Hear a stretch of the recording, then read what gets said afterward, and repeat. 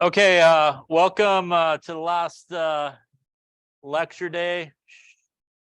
So what we're going to do is, since we pretty much finished up the last chapter last time, what we're going to do is just kind of go back and just start rolling through some of the chapters. We'll talk about some of the important points and stuff that we talked about.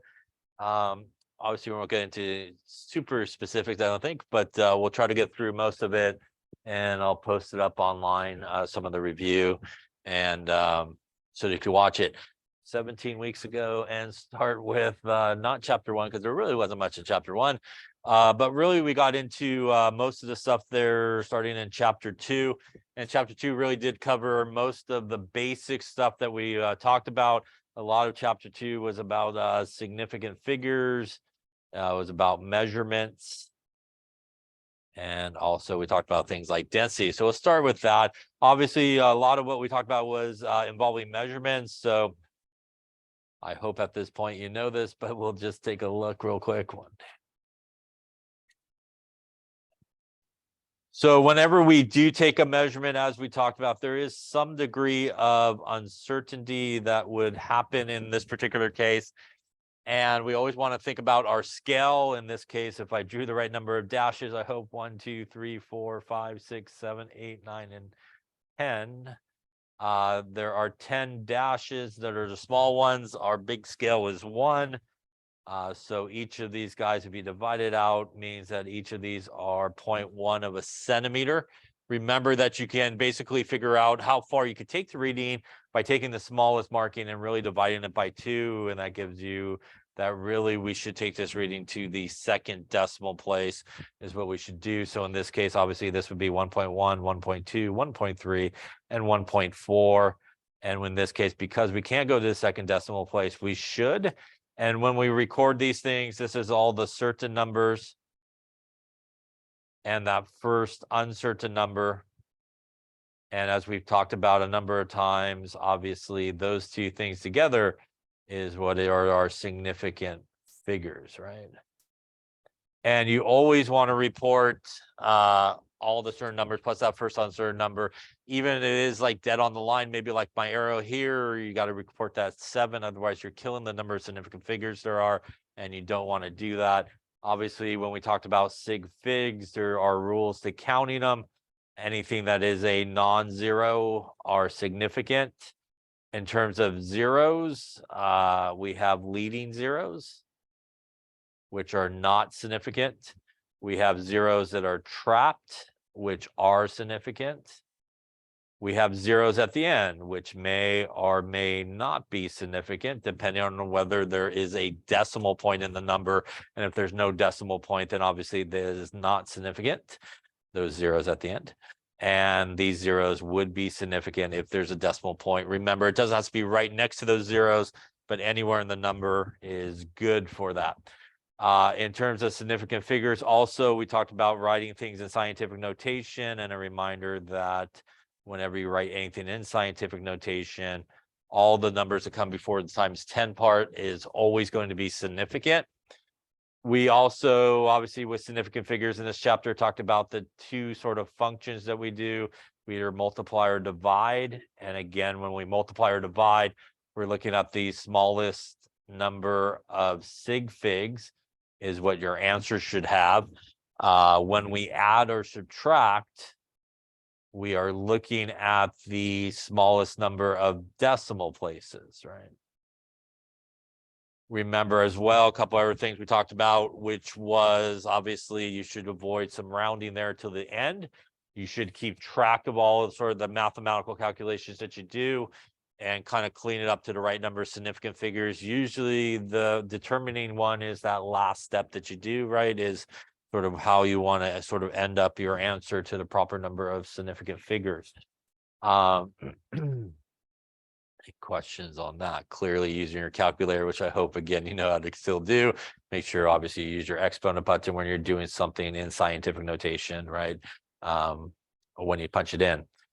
We also, in this chapter, really focusing on conversions. Our dimensional analysis is a lot of what we did in that chapter. And remember, dimensional analysis is the process where we do calculations and we basically show it so that the units basically cancel. So if we had some type of calculation or equality where there are 5,280 feet in a mile, for example, that is an equality, and from any equality, we can write two conversion factors, obviously, 5,280 feet over a mile, or we could do 1 mile over 5,280 feet. So again, if we were at 325 feet and we wanted to do this, we want to go opposites cancel, and we want to show it obviously with the units, and maybe use the right number would be good, 5,280 feet per mile. The feet will cancel, and in this case, just in a simple example, 325 divided by 5,280 going to give us something like 0.06155,303 miles. In terms of sig figs, we would look at this first number, right? It has 3 significant figures, which would take us to here. We do need a round in this case, 0.0616 miles, right? When we do conversions or dimensional analysis, when we look at conversion factors, it determines whether or not we should look at it in terms of significant figures is what type it is. There's English to English conversions, right, or equalities, and conversion factors, which we don't have to worry about. They're considered to be exact numbers. There's metric to metric conversions, which also are considered exact numbers. When you do crossover, right, from English to metric, you should look at the conversion factor when that's involved. Again, there are some that's a crossover that are still considered an exact number, like this one is considered exact. But, you know, if we didn't use perhaps the official number there for grams, but we use something like this, this would be considered perhaps one where we should look at the number, and the number that you're looking at is not the one in that sort of situation. It is the actual one that's greater than 1 in terms of significant figures. In most cases, it will still probably default back to that original number if you're just doing some type of conversion. We also talked about temperature scales, and temperature, right, in Kelvin is the temperature in Celsius plus a 273. The temperature in Fahrenheit is 1.8. The temperature in Celsius plus a 32. Temperature in Celsius is temperature in Fahrenheit minus 32 divided by 1.8. As you saw, this is pretty much the guy that we use most of the time, converting temperature into Kelvin. Very rarely we will kind of use the other two there, but we typically will do this. Obviously, if you have Kelvin and want Celsius, you're subtracting 273 from it to do so. Any questions on any of that there? I think we finished up this chapter really talking about density, and density is basically the mass divided by the volume. And it typically has units of grams per milliliter or grams per cubic centimeter for solids and liquids. A reminder that a milliliter and a cubic centimeter are the same. It's a one-to-one relationship. We get something like cubic centimeters by taking length times width times volume times height, all length measurements multiplied by themselves. So basically kind of length cubed will equal the volume. And for gases, grams per liter is typically what we see the units, and this is solids and liquids. So D is equal to M over V. We talked about rearranging this. Volume would be mass divided by density, and mass would be our volume times the density. So remember that very commonly, one way that we do get the volume of an object, especially when we're dealing with density, is volume by displacement. So if we put an object into something like water, it will increase the level. And the volume difference between those two will basically give you the volume of the object, which is our final volume minus our initial volume. And that's a very, very common way in density, which we do get, obviously, the volume. Obviously, if something is more dense than water, it will sink. If something is less dense than water, it will float in water as well. So obviously, we've solved for any one of these three things. Again, just want to make sure you get everybody in the proper units. Lastly, before we sort of leave this chapter here, we talked about prefixes with the metric system, and a reminder that you want to make sure that you kind of do the prefixes correctly.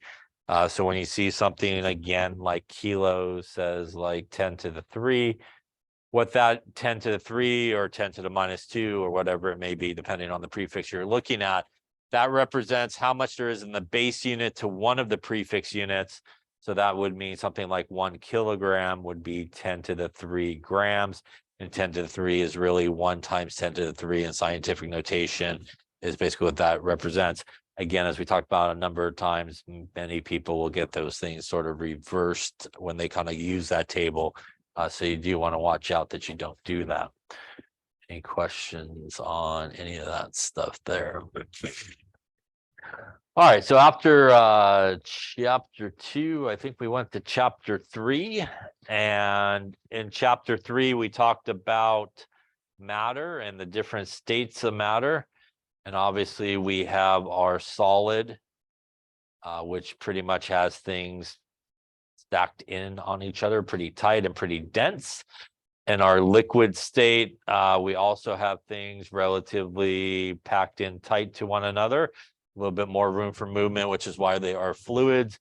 And then obviously when we get to the gas, everybody has broken apart from one another and is flying around. Obviously, as those collisions occur, as we talked about in the gas chapter, they cause the pressure associated with it. We also talked about, I think, the transition from these different states as we go from solid to liquid. That's the process of melting. As we go from liquid to solid, that's the process of freezing.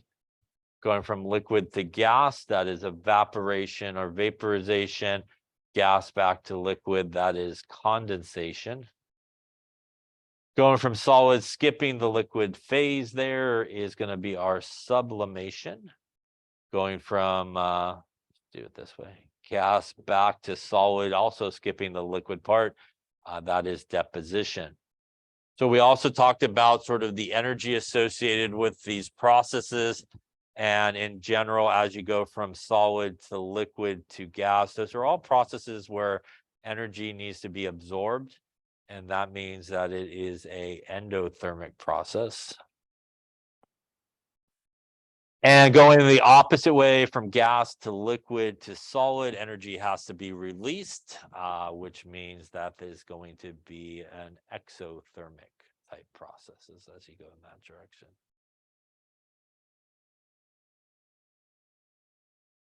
Questions on that there? We also got into a conversation in this chapter about things like elements, molecules, and compounds. I believe we started talking about it into this chapter.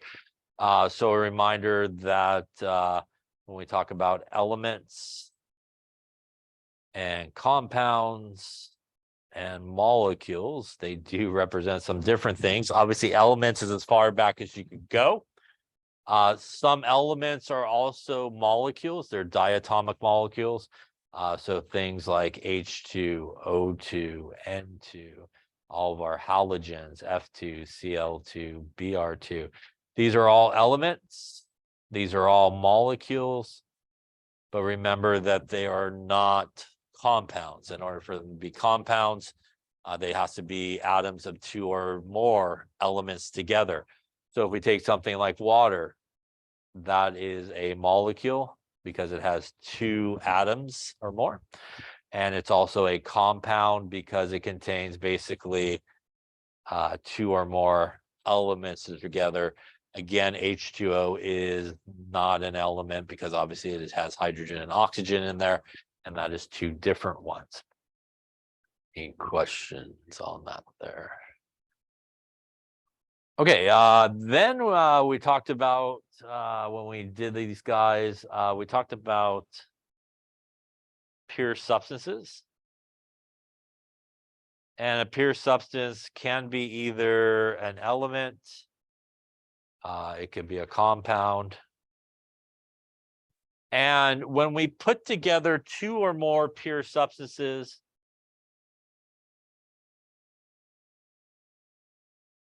that basically retain their identity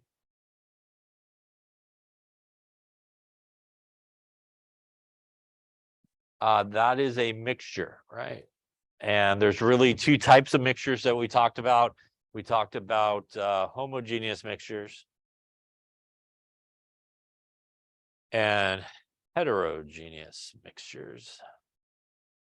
Homogeneous mixtures are the same throughout, which means basically when you mix them together with sufficient mixing, it will really all look like one layer. Everything will, if it's a solid and a liquid, it will all dissolve.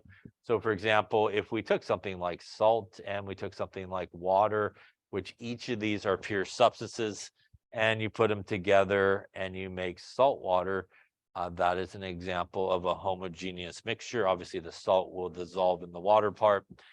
When we look at heterogeneous, we still see different layers, as sometimes referred to, are phases. So if we take something like sand and water, which again are two substances, and we put these guys together, we get sand plus water. And once again, you can mix that all day. That sand will never dissolve. You'll still be able to see it. And that is a heterogeneous mixture. Remember that regardless of the type of mixture that you have going on, whether it's homogeneous or heterogeneous, you can still get back the original substances by some type of physical means. Physical means basically means, right, you could boil it, melt it, some type of separation. So for example, we could use filtration, which you've done many times in the lab, right? Take a funnel, a little bit of filter paper up there, maybe a beaker to catch whatever's coming through. And as you would take, say, your homogeneous mixture through there, all of the solid would get trapped up there on the filter paper, all the liquid would come by, and now we have both of our original substances really separated out from one another. We could also do some type of distillation, and that works really well. Obviously, filtration works great for solids and liquids. Distillation works really well for homogeneous type of mixtures. And basically here, if we set up some type of apparatus, a closed type of system where they're connected by a tube that's really cold. And if we put our salt water on one side and we start to heat it, at this point, when we start to heat it, all the water part of it's going to start to evaporate, and it's going to create basically steam, which is gas. It has nowhere to go. It's going to go through that cold tube, which is going to cause it to go through condensation and drip out onto the other side. And if you continue to heat that, you will evaporate out all the water, and you'll be left with just a residue of salt on that side of the flask. And by doing this sort of separation here, you've now gotten back both parts of your mixture, even though you could not see the salt prior to that. Remember that basically mixtures are physical changes, yes? And physical changes are what you start with and what you end with are still fundamentally the same thing. They are not chemical changes, which are basically chemical reactions, right? And what you start with and what you end with are two different things. So we talked about, I think, chemical and physical changes in that chapter as well.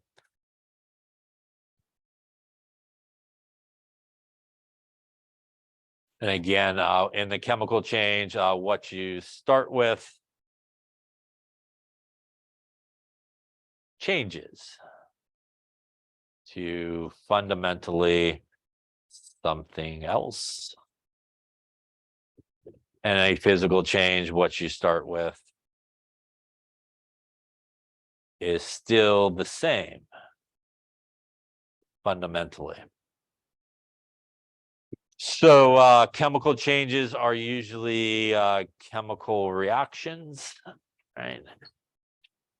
And we could use chemical changes to take things like compounds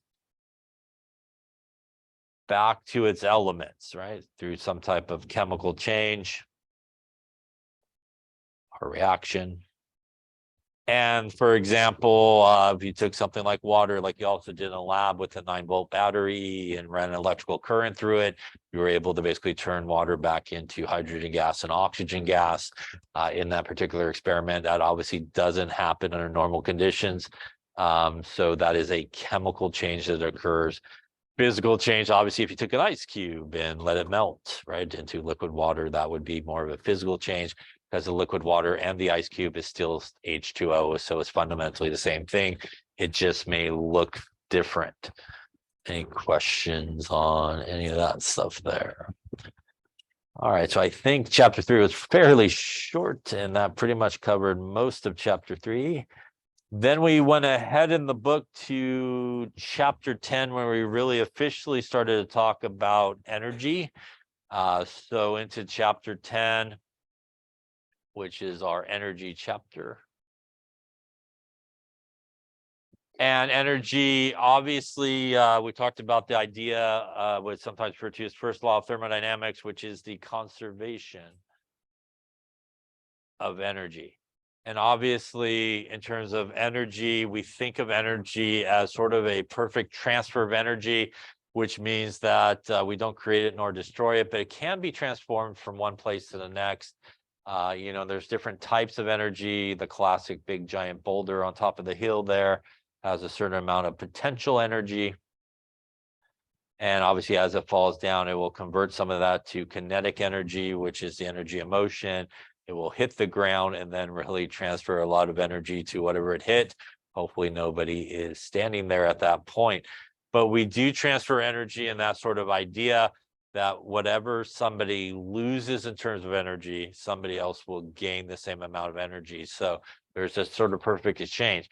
Clearly, when we talk about energy, the two types of energy sort of processes are that exothermic process, where we do release energy.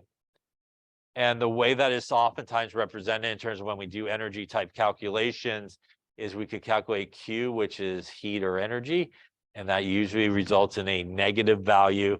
And more often than not in chemistry, delta H, which is the enthalpy or the heat of a reaction, also will yield a negative number if it is an exothermic type process.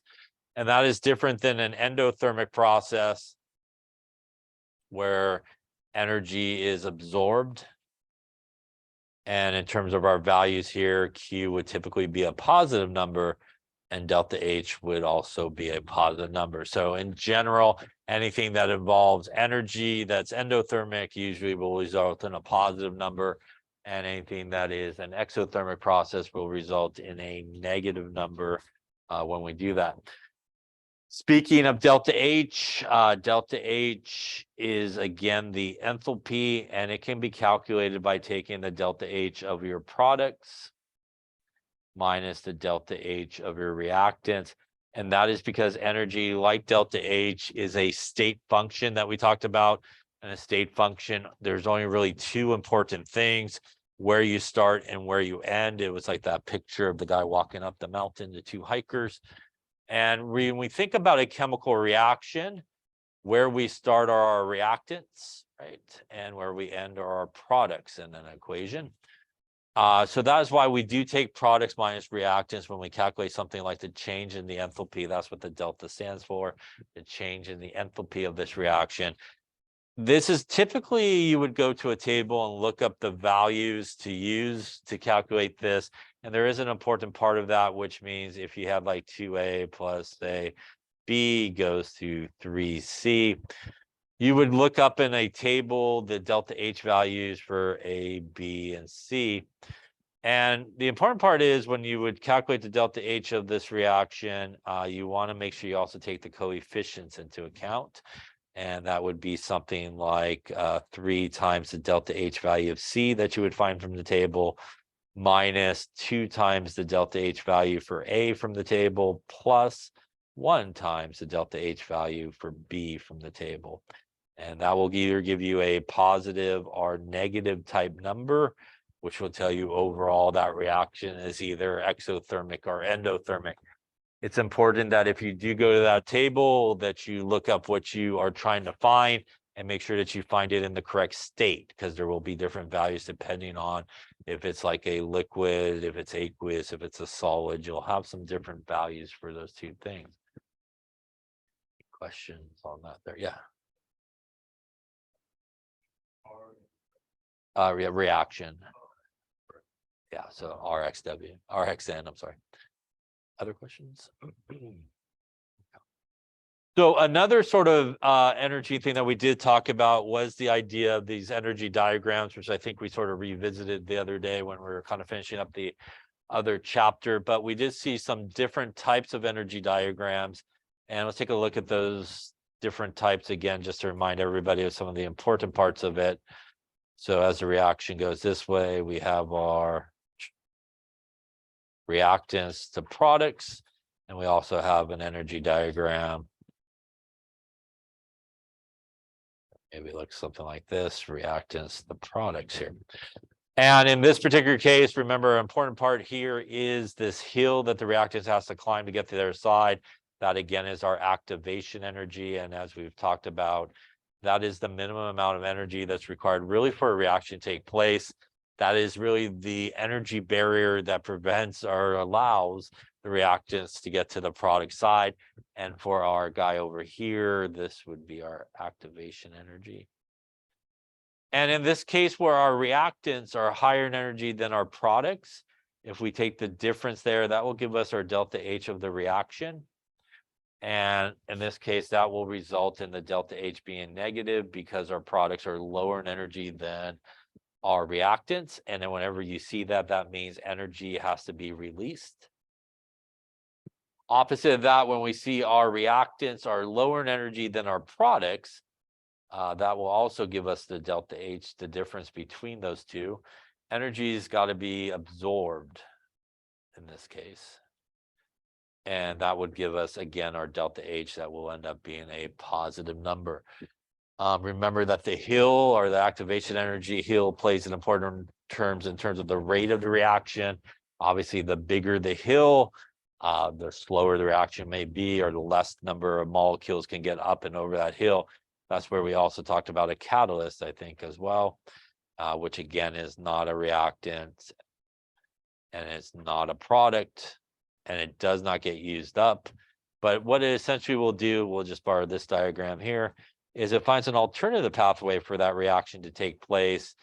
And what it will basically do is lower the energy of activation, and that's going to allow the reaction to occur faster, because there's going to be a lot more ways that that reaction could kind of take place, a more efficient way of it doing so.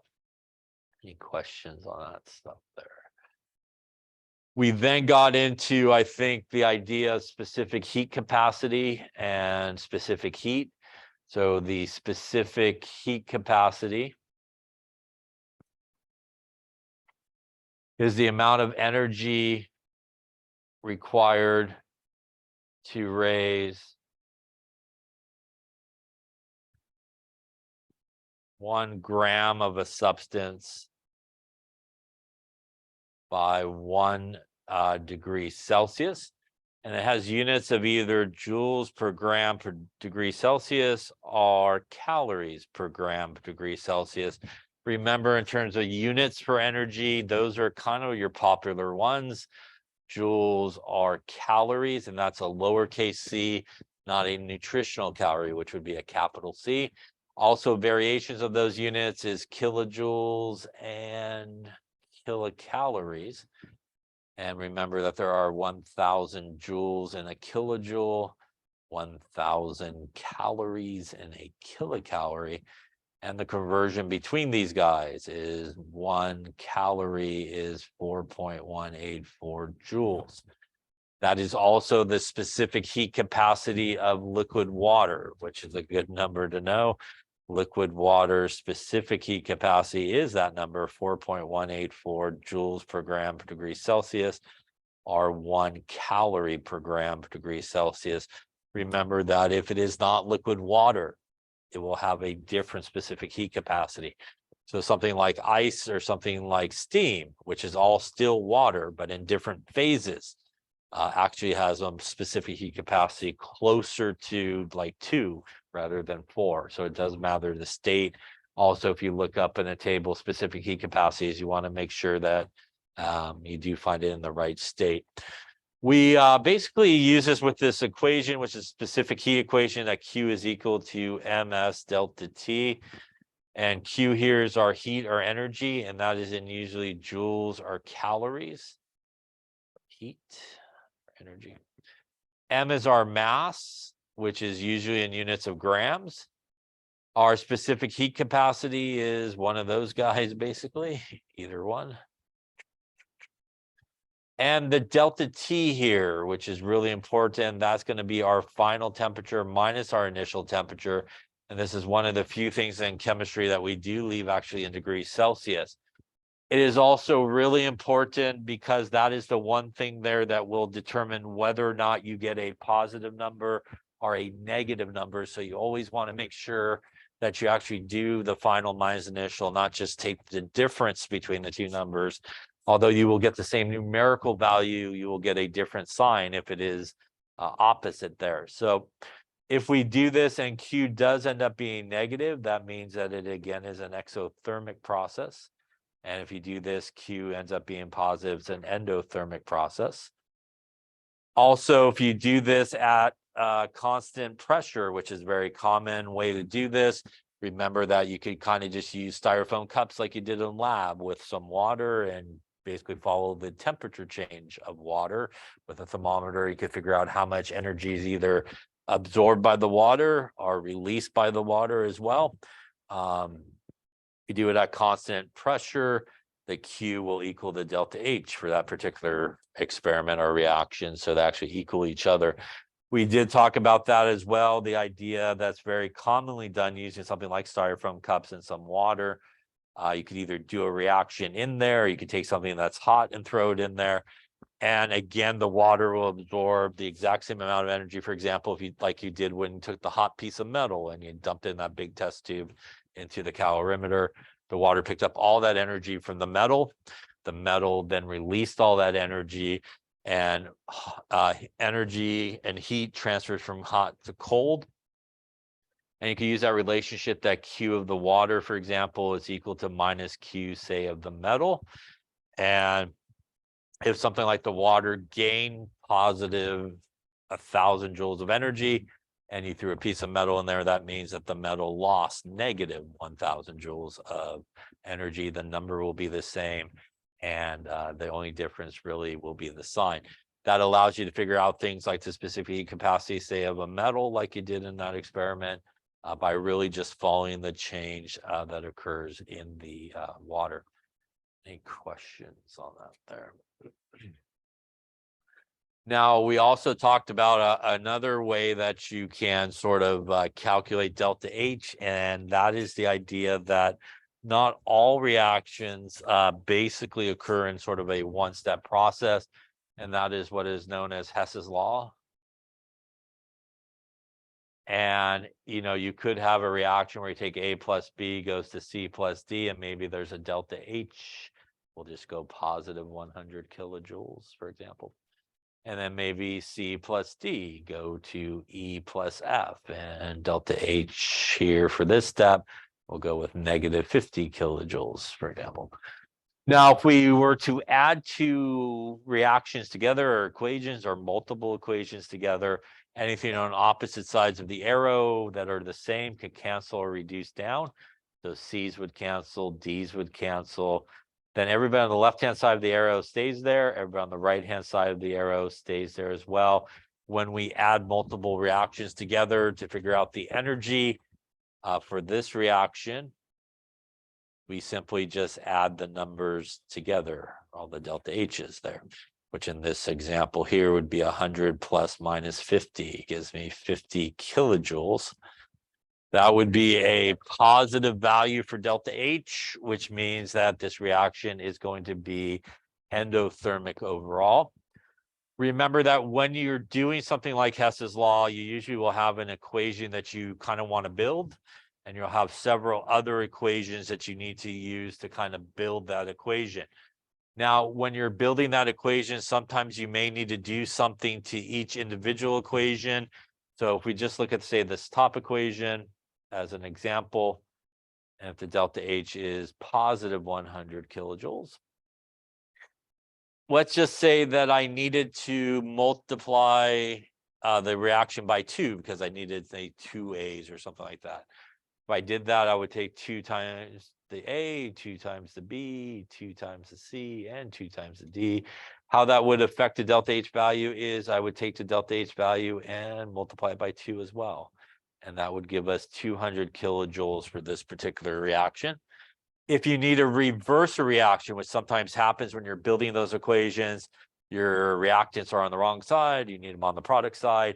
If you reverse a reaction, like if we took the first one and reversed it and made C plus D goes to A plus B, what that means is you then change the sign of the delta H. So it goes from positive to negative. Lastly, the last thing that you would do would be to divide. So if we took this guy here and started with the second equation and divided by 2, we would take this divided by 2 and we would be back to that number. So those are many ways that you can sort of manipulate equations. And ultimately what you're trying to do in sort of Hess's law situation is build the equation that you're looking for. Best way to do is to keep it simple. Just get everybody on the correct side and also on the correct side with the correct number of those guys that you need. And the key is to keep track of what you did so that you can adjust the delta H values. And then all you simply have to do is basically add them together. And that will give you your overall delta H for the one you're looking for. Any questions on Hess's law? We could do this because really delta H again is a state function. So it doesn't matter if it takes 2 steps, 3 steps, 400 steps. The only important thing again is sort of where we started and where we ended up in terms of those reactions. Any questions on any of that there? Okay, so that I think was chapter 10, believe it or not. Then we're off to chapter 4, and chapter 4 was all about the atom, I think. Obviously, the atom does contain subatomic particles. We have our protons, right, which are positively charged. We have our electrons, which are negatively charged. And we have our neutrons, which have no charge. And really, a lot of it started with some theories. And our favorite one is Dalton's atomic theory, right? And Dalton went bowling on Thursday, yes. You learn nothing else in this class, know that. So when you go to your next chemistry class, they're going to go, what are you talking about? So, but he did like to go bowling on Thursday. But he also came up with what is referred to as Dalton's atomic theory, where he said that basically compounds are just rearrangement of our elements, our atoms together. There was a couple of points to Dalton's atomic theory that were not correct in all aspects. One point was the idea that atoms are indestructible. So in nuclear chemistry, you can really change an atom into something else by changing the protons and neutrons. But the other major thing that Dalton said that was incorrect was that all atoms of the same element are identical. And that was not so right anymore. And that's because of the existence of isotopes. And isotopes are the same element, but they have different masses because they have different numbers of neutrons. And that obviously would mean they're not identical to each other. So with Dalton's atomic theory, there's this idea that obviously the atom contained these sort of negative particles and positive charge overall to balance it out. So early work in terms of electrons really started with the CRT tube, which is our cathode ray tube. And that's the guy that shoots those negatively electrons, basically. And there was 2 guys that did a lot of work with those kind of ideas, Thomson and then really Milligan came along as well. They kind of tied those electron sort of investigation together. Thomson did obviously the work with the CRT tube. Milligan did an oil drop experiment where he used an electrical field to basically allow an oil droplet to hang there.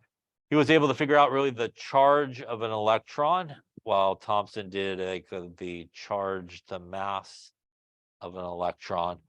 And from those 2 sort of experiments, really what came out of that was the mass of an electron.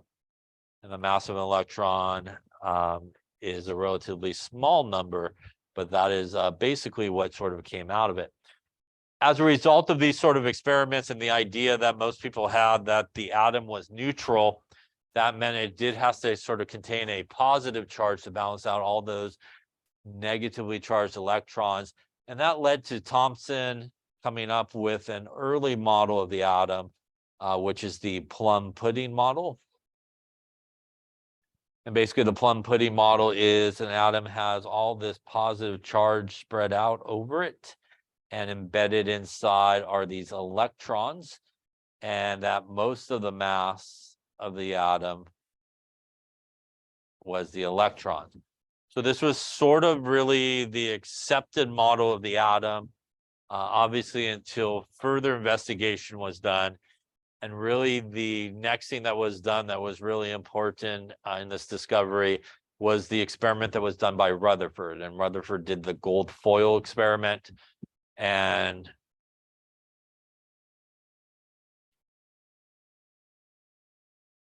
the gold foil experiment pretty much had Rutherford shooting these alpha particles, which are really helium nucleuses. They're positively charged radioactive particles, at pieces of gold foil.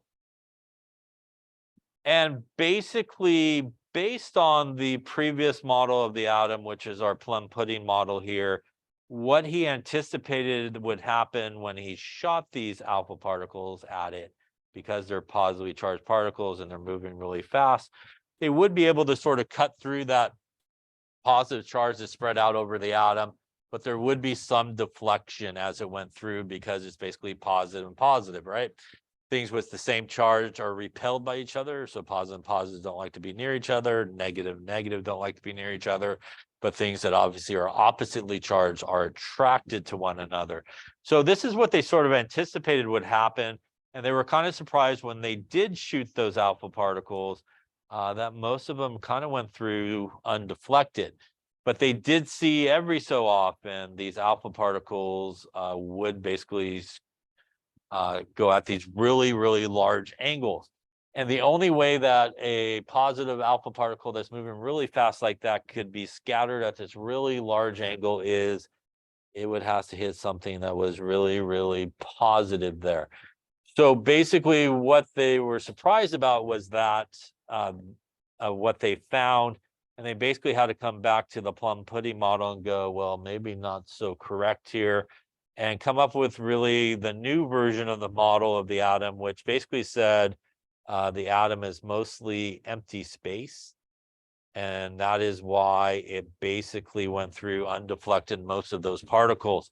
It also has a very dense positive core, which is what they call a nucleus. And later experiments show that our protons, which are positively charged, and in 1930s, there are neutrons were found to be there that have no charge, are inside the nucleus.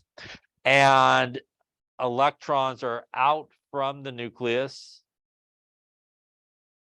flying around, and most of the mass of the atom is actually the nucleus.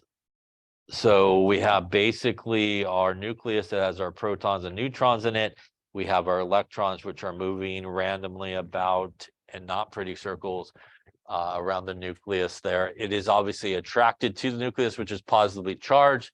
Electrons, which are negatively charged, obviously is what kind of holds them there. This all makes sense based on further experiments, which showed that we have our protons, our neutrons, and our electrons. And it is actually the neutron that is the heaviest of all the subatomic particles. The proton is pretty much almost neck and neck with it. If you go out about 3 decimal places, the neutron beats it, but it's fairly close. And it's actually the electron that is actually the lightest of all those particles.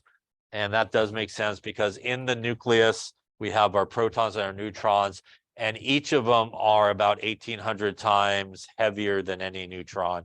And that's why we think most of the mass, obviously, of the atom is his nucleus. Any questions on that there?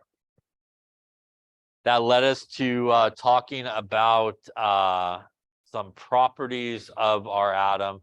And some of the properties of our atom, which was important, was the atomic number. which is the number of protons an atom has, and that can be found on the periodic table. That is the number above. The atomic number is different for every element, which means if you know the atomic number or you know the number of protons, you know what element you're talking about. It will also tell us the number of electrons there are as well if the atom is neutral. But remember that the definition of atomic number is only the number of protons. Secondly, it will tell you the number of electrons if it is neutral. The mass number, by the way, atomic number is sometimes abbreviated with a Z, mass number sometimes an A, is the number of protons plus the number of neutrons. And the mass number is not found on the periodic table. The mass number is not that number on the bottom. That number on the bottom is the atomic mass, so it is different.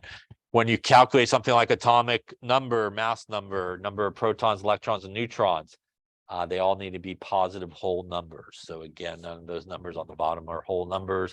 So that's a good way to remember that. This is important because if you take the mass number and you subtract it from the atomic number, that gives you the number of neutrons there are. And we oftentimes will write this like so, the symbol with the mass number top left, the atomic number bottom left. And again, if you take the top number minus the bottom number, it gives you your number of neutrons. Every element has protons, electrons, and neutrons except for hydrogen. Hydrogen only has one proton, one electron, no neutron. We could write something like for hydrogen that looks like this. That's hydrogen. We could write something for this, which is deuterium, which is heavy hydrogen. And we could write something like this, which is tritium, which is the radioactive version of hydrogen.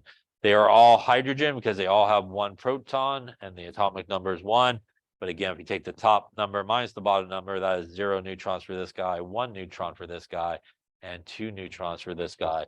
Again, why Dalton's atomic theory was incorrect in the idea that the atoms for each element are always identical to each other. Obviously, these are all hydrogen.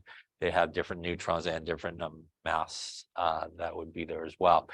We also can write isotopes like this. These are all isotopes of each other, by the way. This number here is the mass number. So that again is a common way that sometimes it is written.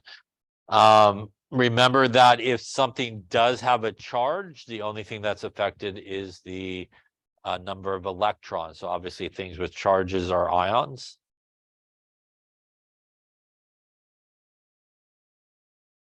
And obviously, as we've talked about, we have cations, which are positively charged because they have lost electrons. We have anions, which are negatively charged because they have gained electrons. And, you know, if we had something like sodium, for example, 22 and 11, and sodium with a +1 charge, 22 and 11. So this guy here has 11 protons. It has 22 minus 11, which would be 11 neutrons. And it would also have 11 electrons. 11 positives and 11 negatives give us 0 in terms of its overall charge. This guy here with the +1 charge would have 11 protons, also 22 minus 11, 11 neutrons, but it would have only 10 electrons. 11 protons, positive guys, plus 10 negative guys leaves us the -1 left over. It is only, again, the electrons that change when something gains in charge. Remember that if you change the number of protons, you are changing the element, and it's obviously going to be something different. Any questions on atomic numbers, mass numbers, protons, electrons, neutrons? Yeah. You would have to, in these type of problems, be given some type of information to allow you to do it. So either they'll straight up just tell you the number of neutrons, or they'll give you the mass number, which then you could subtract the atomic number from that you could get from the periodic table to figure out the neutrons. Other questions? All right, so we talked about that, and then in this chapter, I think this is where we officially said hello to the periodic table, I think. So Let me draw the official box of a periodic table. And we have 1, 2, 3, 4, 5, 6, 7, and 8. So obviously, as we talked about, groups go up and down on the periodic table. We use the representative numbering or the A numbering. Periods go left to right on the periodic table there, and there's like 7 periods. And these groups do have special names. Group 1 is the alkali metals. Group 2 is the alkaline earth metals. 3, 4, 5, 6, 7. 7 is our halogens. 8 is our noble gases. There's like a staircase that kind of comes down in that region on most periodic tables. To the left of the staircase, these are our metals, which are good conductors of heat and electricity. They're shiny. To the upper right are our non-metals, which pretty much has the opposite characteristics. They're dull, they're brittle, they're bad conductors of electricity. The staircase itself, those guys are members of that, are our metalloids, our semi-metals. And they have properties that fall on both sides. They have the same element, could have properties similar to some metal properties. The other ones can be similar to non-metal sort of properties as well. Speaking of in this range here between our 2 and 3, that's our transition metals. Also, the 2 rows on the bottom, that's your lanthanides and actinides, because technically they go here on the periodic table, which this one does have it, right? So that is actually the periodic table that has that. They're also sometimes referred to as intertransition metals, because that is, again, technically where they go. We don't deal too much with these guys. A lot of it is radioactive sort of elements, especially the bottom row as well. Transition metals have a variable type of charge. Some of these other guys do have charges. So since we'll have the periodic table up here, a reminder that everybody in group 1 will form a +1 charge. Everybody in group 2 will form a +2 charge. +3 for aluminum, basically. Then non-metal above the staircase, group 5, -3, -2, and -1 for our group 7.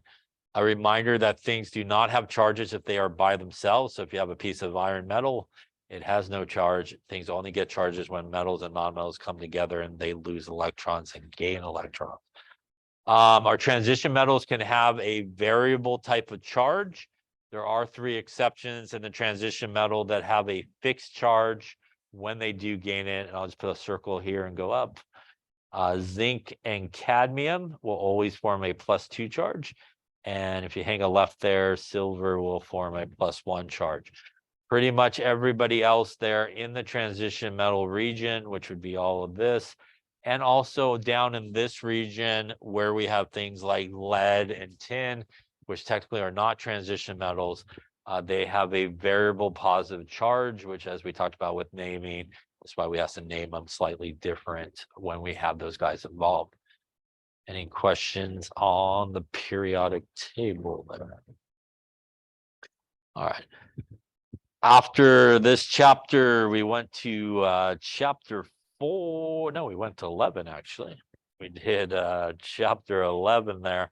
Chapter 11 was all about electrons, basically, and electron configuration, this chapter.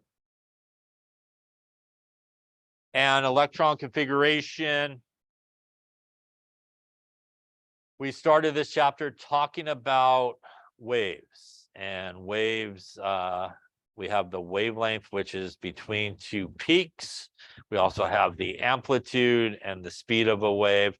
We had an equation where C is equal to the wavelength times nu, which is the frequency. This is the speed of light. And that is a constant of 3 × 10⁸ meters per second. That is our wavelength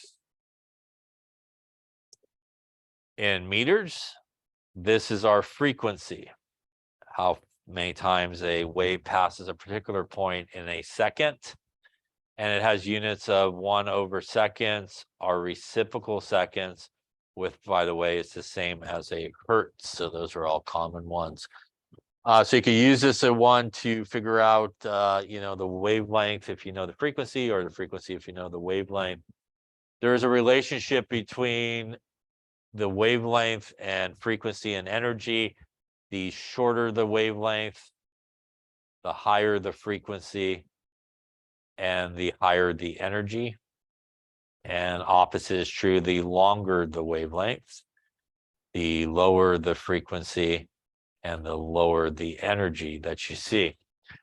Now, speaking of energy, we also talked about that you can basically calculate the energy by using E is equal to H times the frequency. H is Planck's constant, which is 6.63 times 10 to the minus 34. And obviously that is our frequency here. Because we could rearrange our frequency to be equal to C divided by the wavelength, and that comes from this equation here. We could also substitute E is equal to HC divided by the wavelength. So that means if you know the wavelength of a wave, you can figure out the energy. If you know the frequency, you could also figure out the energy associated with it. And really where we related this to in this chapter was the idea of electrons transitioning energy levels. So as electrons went to a higher energy level, it would have to absorb a certain amount of energy to do so. And as they sort of transition back in terms of energy level to a lower energy level, the atom would have to give off that energy in the form of a wave. And depending on where that wave would sort of come off, it may end up somewhere in that electromagnetic spectrum that we talked about. And some parts of it is you got radio waves, maybe some microwaves, maybe some IR, maybe a visible part of the spectrum, some UV, maybe some X-rays, some gamma rays. And this side is low in energy because it has a longer wavelength. This side is super high in energy because it has a very small wavelength.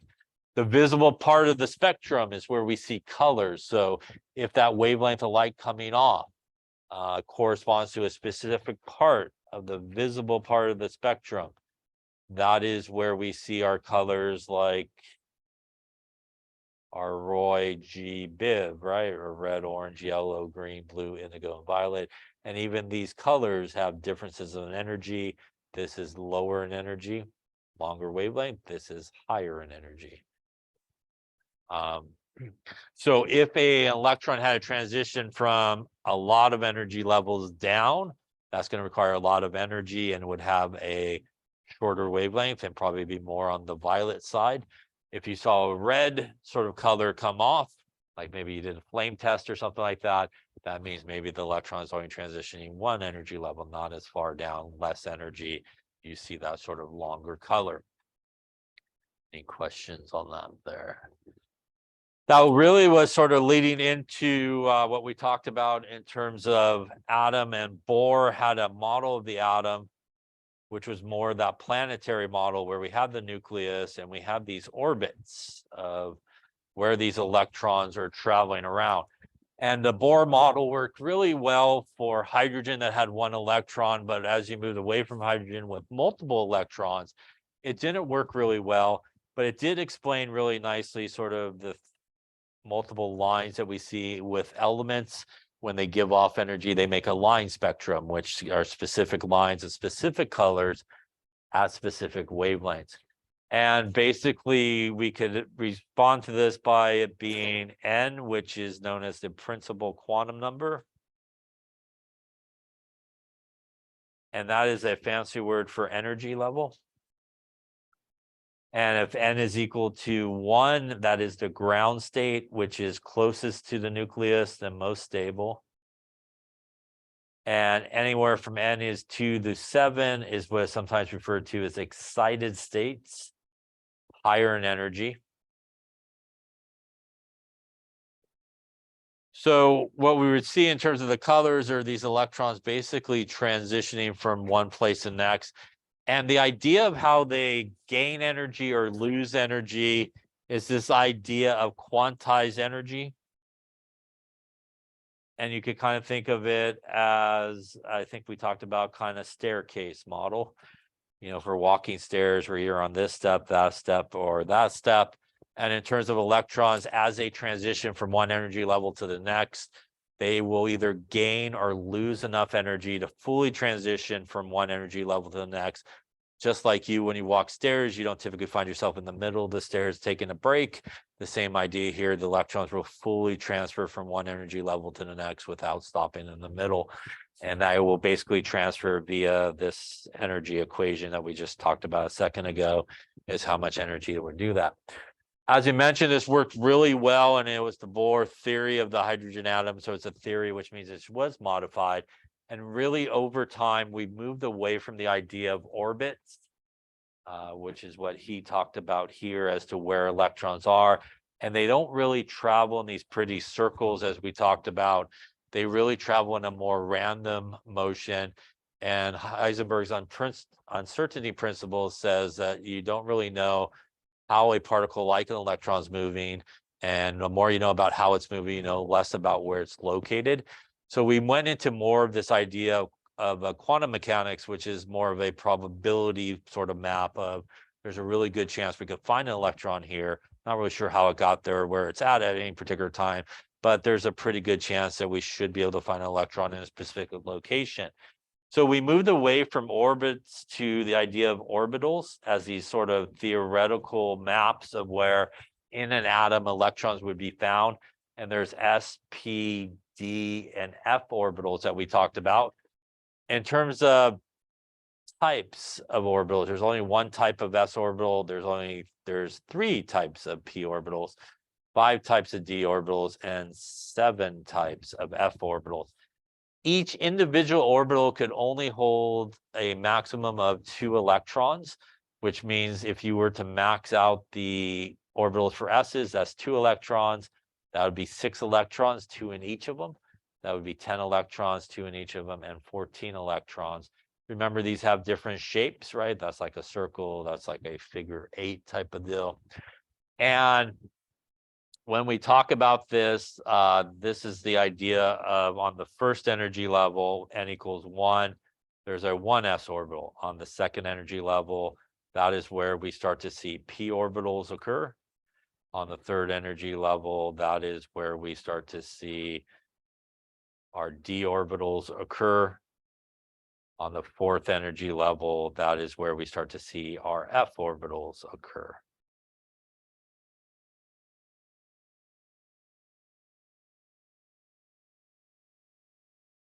And remember that there's some terminology, like if we were going to do all the electrons here on the n equals 2, this is sometimes referred to as a level or shell. And it could hold, well, first one up, second one down. They go in one at a time, right? And then they pair back up. And that would hold 8 maximum electrons. If we were just interested in this guy here, that is the 3D subshell, our sublevel. And that could hold a maximum of 10 electrons. So knowing the maximum number of electrons that you could put in a orbital or a shell, subshell, and the order at which they go in is really important to writing electron configuration. And you could recreate what you need by just basically copying the numbers from 1 to 7 down and putting the S's. We know that S starts on the first energy level, and that's what the big number represents here. We know P start on the second, and then you would just go down and put in your numbers. Third energy level is D. You would put your numbers in. And fourth energy level is F. You would put your numbers in. We always start in this direction and continue filling, and you will have the correct order. So if we looked at something like lithium, 1s2, 2s1, numbers on top is how many electrons. We also talked about drawing the orbital diagram, which are boxes or lines. And remember that when you do that, again, the first one goes up, second one goes down. That is what is referred to as being paired spin. Next one goes up. If you happen to get something that has p orbitals or d orbitals or f orbitals, you would draw the appropriate number of boxes. That's 2px, 2py, 2pz. They do go in one at a time. Hund's rule, maximize parallel spin. Then they come back and basically pair up when you do those guys. Now, when we do something like sodium, which is 11, 1s2, 2s2, 2p6, 3s1. This part of it is the noble gas of neon, right? So we could do a shorthand, which is neon's configuration. Also, something gains an electron, you need to adjust. And that would be only 10 electrons there, which means this would be 1s2, 2s2, 2p6, or neon. That is the goal of all bonding, right? And that happens in ionic bonding. Metals will lose electrons and back up to the noble gas that comes before them.